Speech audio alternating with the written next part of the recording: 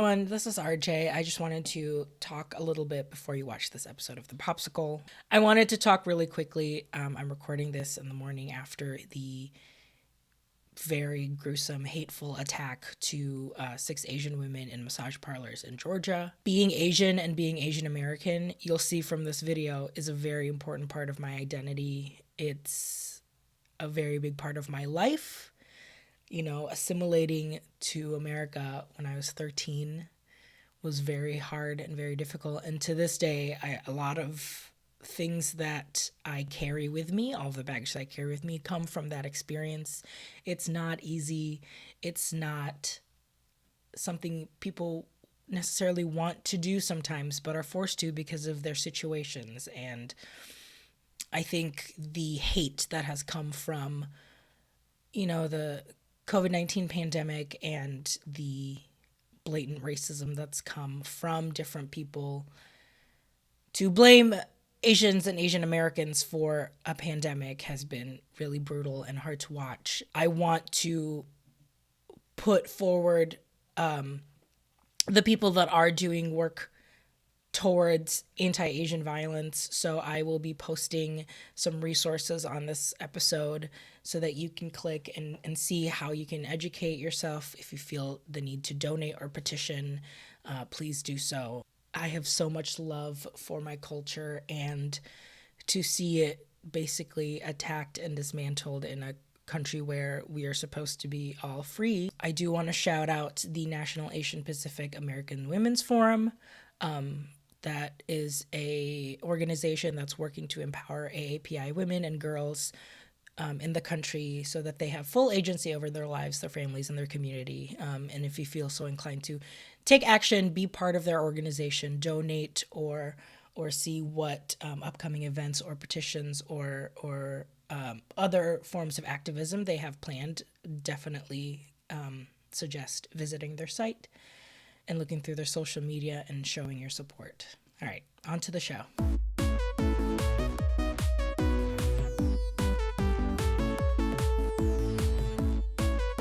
Hello, everyone, and welcome back to another episode of The Popsicle, a sweet new show where a guest and I lap up what's new in pop culture.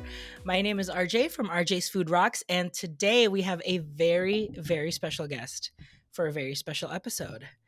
From the Ampliverse, yes, we kept it in the family for this episode. From the Ampliverse, he is the host of Franky, the podcast. It is the Boba Boy Wonder himself, Franky. Hi, Franky. Hello, how's everyone doing? On today's episode of The Popsicle, we will be unwrapping the latest Disney film, Raya and the Last Dragon. So, if you are, we're going to be talking spoilers. So, make sure you watch this movie first if you care about knowing what happens before we talk about it. But here is your TCDE, Too Cold Didn't Eat. Raya, a warrior princess, must find the fabled last dragon in order to save her divided homeworld from a ravenous plague. Sounds familiar? Throughout her journey, Raya traverses the various kingdoms of Kumandra with an eccentric band of misfits by her side. All the while, they must evade the clutches of Raya's longtime nemesis, Namari. So, the setting of Raya and the Last Dragon takes inspiration from Southeast Asian cultures and regions. The titular dragon Sisu is modeled after the Naga, which is a mythical serpentine creature in Southeast Asia. And to respectfully pay tribute to the region, the studio actually established a Southeast Asian Story Trust, which was a coalition of specialists in various fields, including anthropology, linguistics, botany, choreography, martial arts, etc. And there was actually a Facebook post that Franky and I both shared, but it just shows the different things in real Southeast Asian culture that was inspiration for a lot of the things that they used in the movie, such as the name of Tuk Tuk. Raya's like companion is the name of a transportation that's used in Southeast Asia. It's like a little motorcycle with a carriage next to it. Salakot, which is the Filipino headgear. They use Southeast Asian martial arts such as pencak silat and arnis, which, funny story, I actually did a PE class in the Philippines when I was little. The kris, which is the wavy blade from Indonesia that that Raya has. The city of Talon is a giant floating market, which is very signature of Southeast Asia. Ampawa is the one of the famous ones. The Dragon River is also very much a reference to the Mekong River, which goes through a lot of Southeast Asian countries. And the city of Fang, the main palace, um, and the way that the city is set up really draws references from Angkor Wat in Cambodia. So a lot of really juicy Southeast Asian culture in Raya, but we are here to talk about the movie in general. So let's get into it. We'll start with the sweet, like any good popsicle. We love how sweet they are, so we're going to start with what we loved about this movie. And I mean, I think the intro really sold the whole thing, at least for me, and I know for Frankie too, but it's just that it's just so juicy of how Southeast Asian this movie is. I wrote down that like it really doesn't just mean the references and where we are, but it truly is like the shades of skin. Everyone is a different shade of brown in this movie. Everyone's eye shapes are different, and there's so much like richness and character. There's so much richness in um how diverse it is in that group, even if it's just kind of like a smaller section of Asia. It has its own world, and I'm so glad that this movie kind of like really just sat down in the middle of it. The noses, the eyes, the different shades of brown was really interesting. I also love how like now I can look at a character and be like, that's what my hair looks like CGI. Didn't Oh, really couldn't find a yeah. character that I can like look at my hair in like an animated format. And I was like, oh, okay. So like Boone's hair, for example, is one example of how I used to style my hair. And now looking at it, I can see the individual strands. I can see how it's propped up in a CGI format, and that's something I can't get in any other movie. There's no other 3D animated movie in at least in the Disney universe where I can be like, oh, that's what my hair looks like. Oh, that's what my skin looks like. Oh, that's what my eyes and nose look like on various different characters. As you know, all Frozen and all this other movies that came out in the recent years all have very similar characteristics to one another. Now, the other movie we have is Moana, which is like our first big showcase of brown skin. Now, in that movie, majority of them were all like the same shade of brown, versus Raya and the Last Dragon, we all have different shades of brown. Like, there's thing of light skinned Filipino and dark skinned Filipino, and that's just one country. And then you go and look at all the other Southeast Asian countries. If we're gonna talk about Boone, Boone was one of my favorite characters. He was this little Viet pop idol. He had this like little. I really resonated with him because I was like, wow, a character that cooks, that not only loves to like feed people but also entertain. Sounds super familiar. I was like, wow, I am Boone. I love Boone. Love being a ham. Love dancing. His like pop locks and drops were so cute. I was in love with Boone. I didn't realize, I like didn't expect it at all. Right. When you see the trailer, you're like, oh, okay, whatever, just like a kid. But like the kid had so much to give in the movie, like his willingness to like show that he's afraid and he wants his family to come back together, and he showed that vulnerability in the movie, and Sisu really caught on to that, whereas Raya didn't, which is also great because you get to see the main character being kind of like a jerk because she's also filled with emotions, and she's filled with like feelings and just a lot of resent and hate. And Sisu is like, okay, but there's this helpless kid. Well, not really helpless, but there's this kid who we can use for our adventure because, Boone had a boat. Again, Raya was just like, maybe, but Sisu was like, but come on. And, so in the end, Boone really did help, transport everyone to where they needed to be, but also kept them fed and, give them little tidbits of information of like the other countries in Kumandra. Yeah, and that's what I really liked about just the dynamic of Raya had with the rest of his group, with the rest of her group, is that it was such a ragtag group. And like, we've gotten ragtag groups before in Disney movies, but I feel like we have never seen ragtag as ragtag in Raya. I mean, there was a baby. There was a baby running around and literally being like the spy of the group, or like the sneak, or like, like if this was a D&D character, the baby was the rogue, and I was obsessed. I was like, why? And it was just so funny. I was like, the entire time the movie kept happening, I was like, wow, the baby is just scaling walls and like distracting guardsmen. Like, this baby, I was shook. I was so shook. And like, the whole makeup of this group was so fun. You did have Sisu and Raya's like dynamic of like Raya being a really untrusting leader, and that became like her arc essentially. But like, it was Sisu's kind of like heart that tried to keep this group together, because Sisu did see that everyone had something unique to offer. And I thought it was great.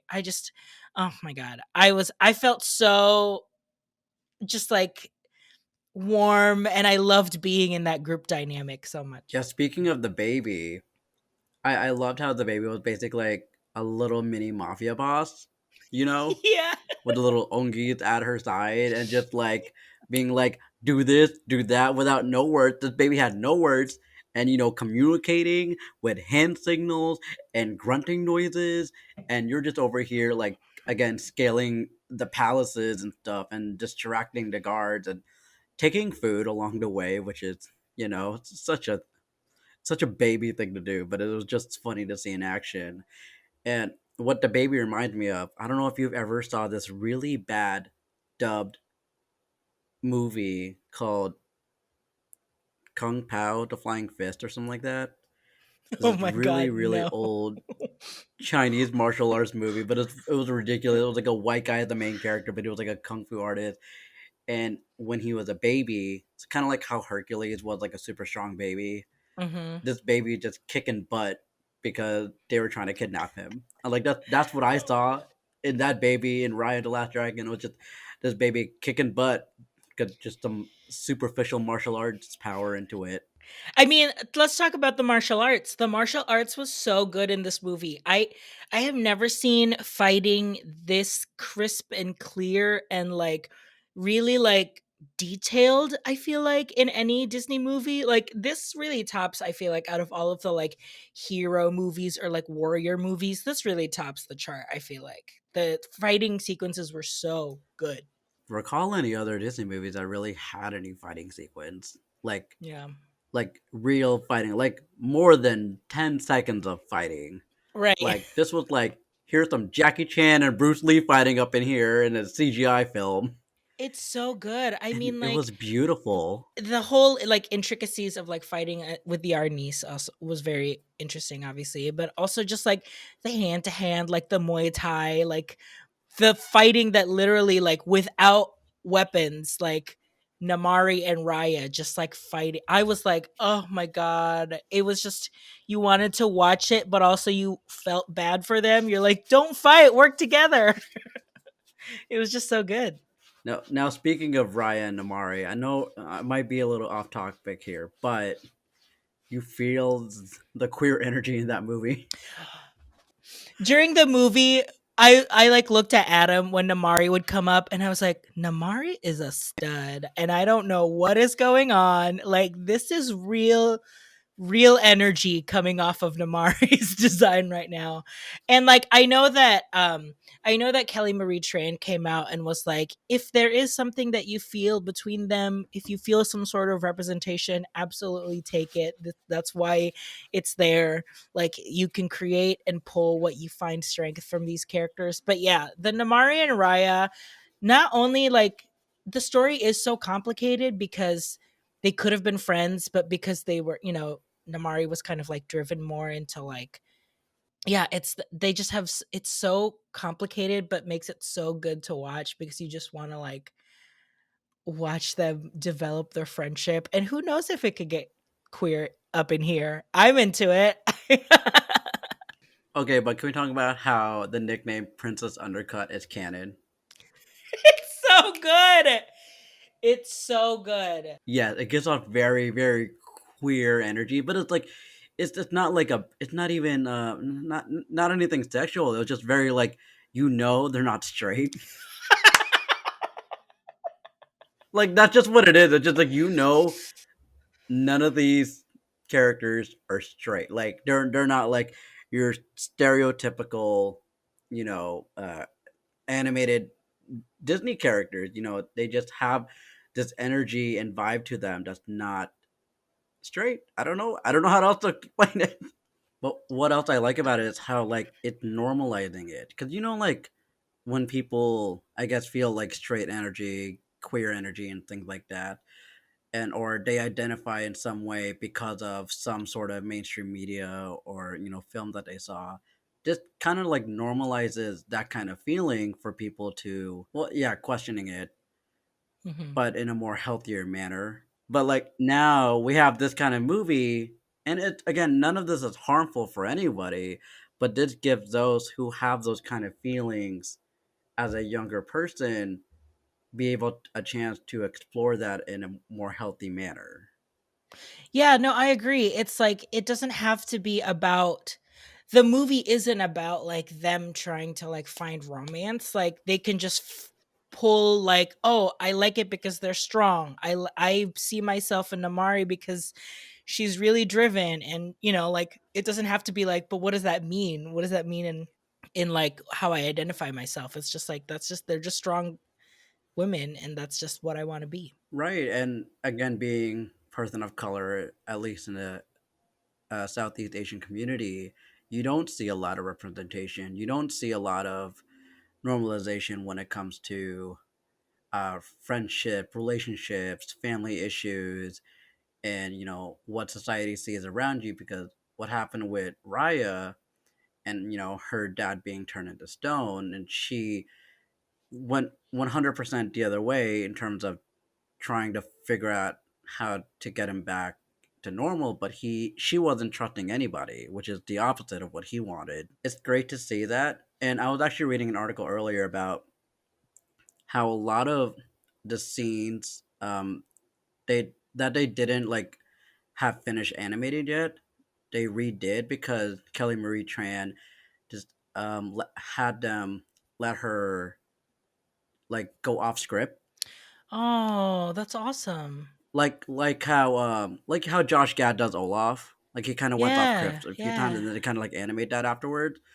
So I think it was one of the scenes in terms of seeing Raya's anger. I think it was like later on in the movie when she's fighting Namari and she's pretty upset, and she really does have to trust Namari to do the right thing when they get all the dragon gem.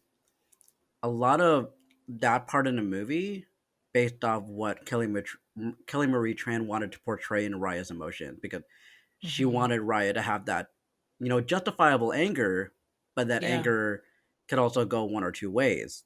That was, like, what drew me into the movie a lot was that, like, you were watching Raya basically struck with grief, acting the way that someone would act, like, very justifiable in, like, her grief, and, like, yes, I could totally see you making those decisions, and I think that, like, I liked it in the movie, they showed that side of it because I think in some other, like, quote, unquote, like, animated movies or, like, children's movies, they get to that point, but they don't actually make those decisions, they go all the way back. But here, it's like, "No, we want you to see the consequences.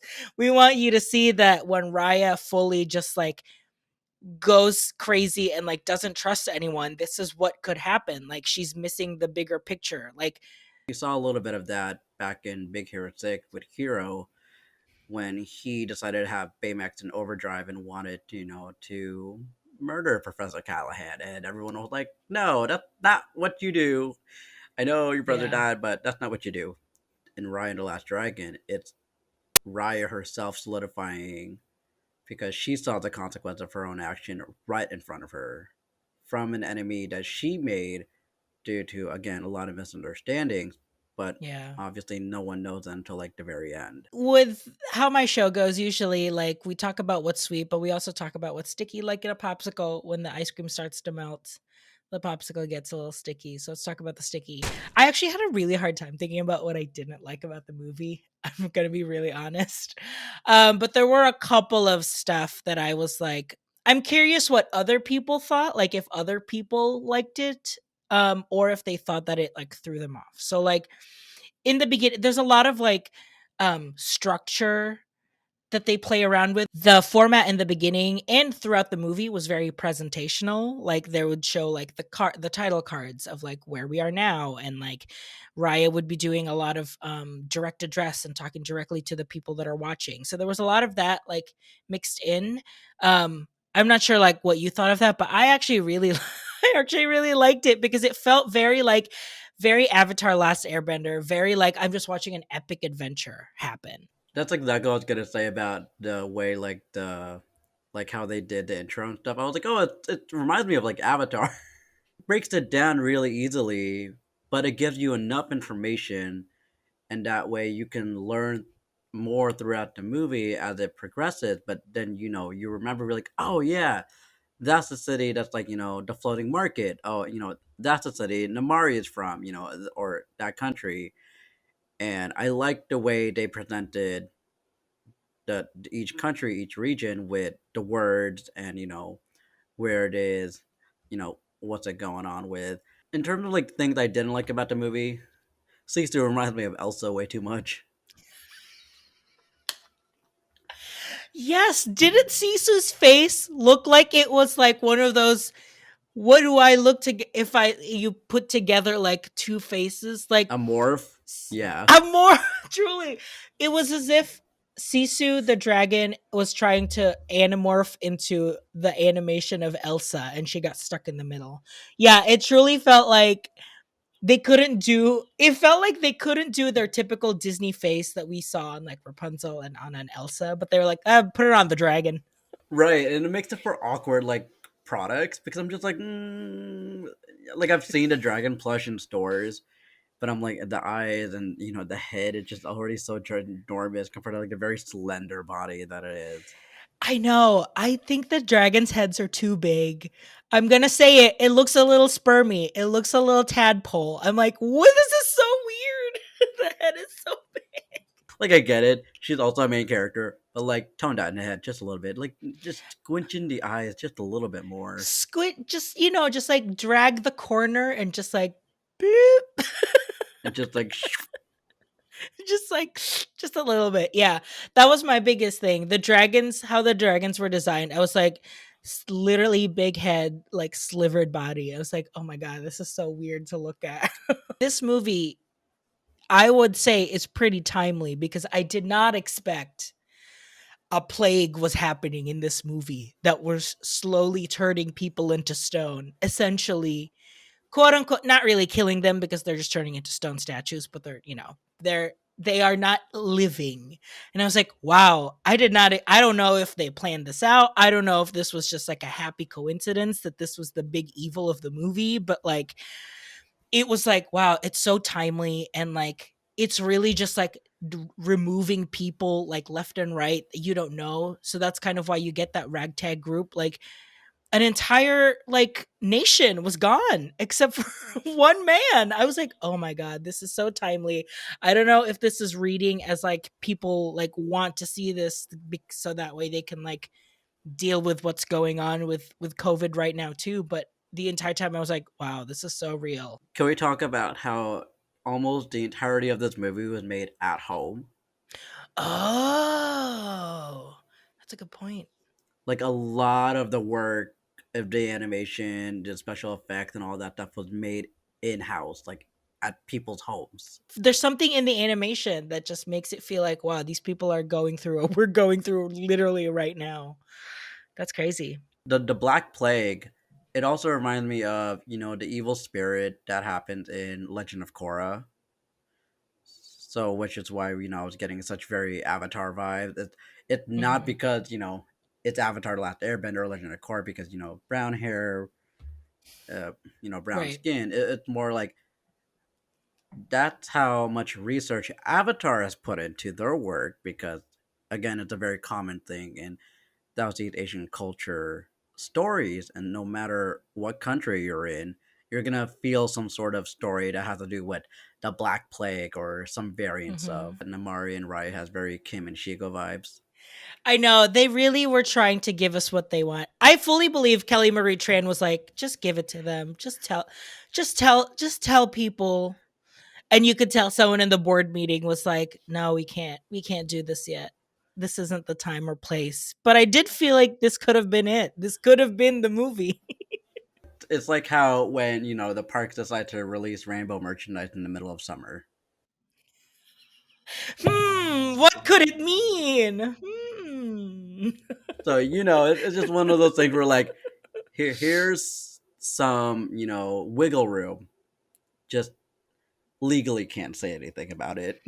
To wrap up Raya and the Last Dragon, I will say that this movie is such an action filled movie. It's got this beautiful, like, adventure um energy where you're discovering a new world, like, with the audience, and it's such a fun, like, thrilling movie. It was so fast paced, and like you were never really bored because there was always something that was happening. And I think the biggest takeaway was that, growing up in the Philippines, like, we take myths and legends so seriously. Like, we are so, like, to this day, I still say tabi tabi po when I walk by a big old tree because I don't want to step on any, any spirits that are sitting nearby. Like, we just have such a respect for, like, the lore and the magic and the myth, like the mythical energy of Southeast Asia, that I think, like, this movie really captured that so well. Same. I learned a lot about the different cultures from Southeast Asia and how similar they are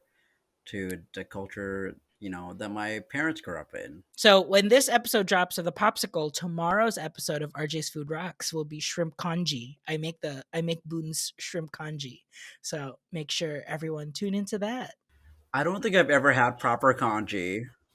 Growing up, I only had, like, Chinese congee, like, for breakfast. Like, when I visited China, you would, like, like, scoop a bowl for yourself and then pick your little toppings if you want, like, green onions, if you want, like, shrimp, like, different things. But it's really easy to make. So you can make it, Frankie. I guarantee Send it. me the recipe. I'll do it. I got sweet rice back there. Well, thank you everyone for joining us in this episode of The Popsicle. If you are watching on YouTube, go ahead and comment below and let us know what you think about Raya and the Last Dragon.